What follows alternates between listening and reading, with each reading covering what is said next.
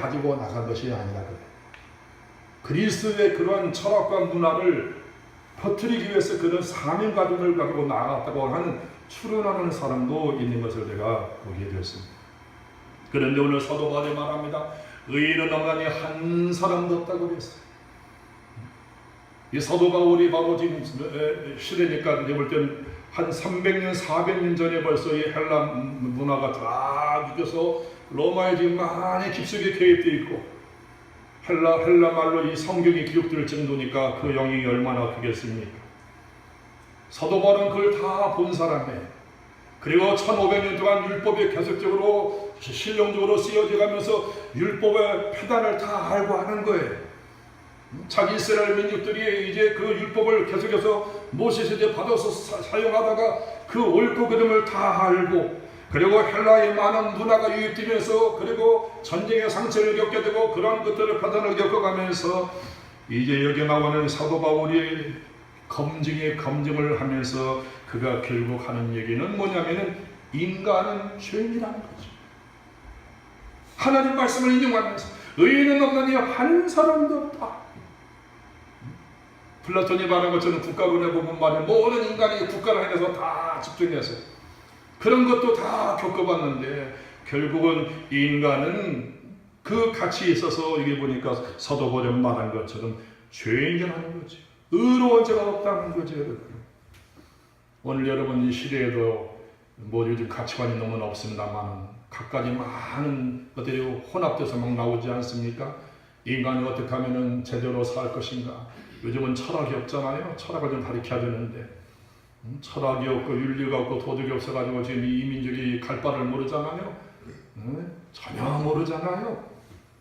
여러분 이러한 시대 가운데 오늘 성경에 나와 있는 것처럼 사명감을 가지시고 하나님 말씀을 바라보시면서 죄인됨을 고백하시고 예수 그리스도 앞에 자비를 구하는 저와 여러분 되기를 바랍니다. 하나님의 기준에 부합되는 의로운 자는 없어요. 믿음으로 사는 자가 그래서 의인이라고 하는 것이죠. 오늘 저와 여러분이 믿음으로 살 수 있기를 바랍니다. 자, 19절 20절 말씀이요. 19절 20절이 시작. 우리가 알거니와 무릇 율법이 말하는 말은 율법 안에 있는 자들에게 말하는 것이니 이는 모든 입을 막고 온 세상으로 하나님의 심판을 있게 하려 합니다. 그러므로 율법의 행위로 그의 앞에 의롭다 하신 것을 육체가 없나니 율법으로는 죄들을 깨달음이니라. 여기 보니까 율법의 요구가 뭐라고 했어요? 율법은 순종의 삶을 살기를 바라면서 그리고 뭐라고 했어요? 인간이 죄인인 것을 알게 해주는 것이 율법의 기능이라고 했어요. 율법으로 구원받는 게 아니라니까. 시도하려고 해서도 안 되고 율법을 제대로 행하려고 하면은 죄인인 걸 발견할 수밖에 없다니까. 오늘 저와 여러분도 마찬가지예요. 내가 선한 것을 통해서 구원받는다면 다 금이 간다니까. 다 이미 깨져 있는 건데 보지 못하는 것, 약점을 우리가 보지 못하는 거지. 하나님의 심판은 그렇기 때문에 정당한 것이고 하나님의 심판은 필연적일 수밖에 없는 거예요. 율법을 들여다보게 되면 인간의 심성을 보게 되면 오호라는 권고하는 사람이다. 내가 죄인이구나 하는 것을 발견하고 고백할 수밖에 없기 때문에 오늘 저와 여러분이 하나님의 은혜를 갈망하도록 하기 위해서 하나님의 율법을 주신 줄로 믿습니다. 하나님께서 그 은혜를 허락해 말씀을 계속 던져가는데 그 말씀대로 살지 못하면 시대마다 하나님이 눈에 보이는 표적으로 심판을 행하셨거든요. 노아 홍수를 통해서 악을 근절하시고 바벨탑 사건을 통해서 악을 근절시키시고 인류의 역사인 이스라엘 샘플을 통해서 그 나라의 흥망성쇠를 통해서 왕이 제대로 가면 나라가 성장하고 왕이 썩으면 같이 망하고 이게 성경에 나와 있는 거거든요. 요한계시록 마치 말이 이루어지지 않고 있다고 그러는데 요한계시록도 마찬가지. 믿음으로 살고 말씀으로 살게 되면은 일곱 인과 일곱 짐승과 일곱 나팔을 피해나갈 수 있지만은 그러지 않게 되면 우리는 망한다 이 말이지. 율법의 기능은 죄를 깨닫는 겁니다.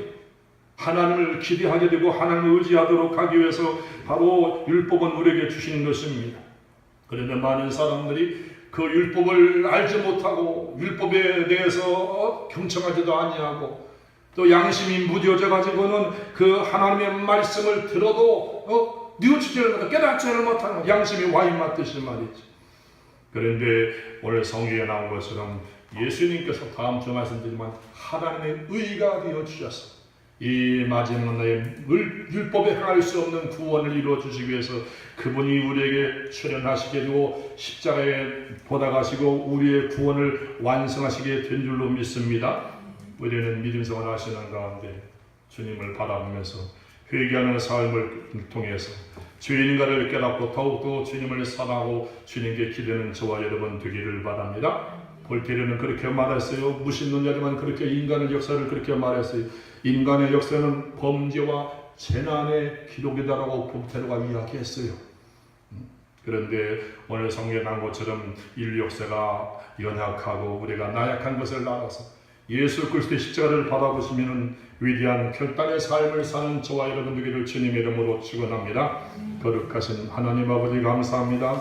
오늘로 로마서 3장 1절로 20절 말씀을 통해서 하나님은 우리가 심은 대로 거두게 하시며 하나님은 신실하셔서 법을 어긴 자를 반드시 징벌하실 만한 정당한 권리를 가지시고 하나님께서는 심판의 주가 되신다 그랬습니다. 그 말씀 앞에 우리가 핑계하지 아니고 죄인임을 고백하고 예수 그리스도의 의를 구하는 우리들이 되게 하여 주시옵소서.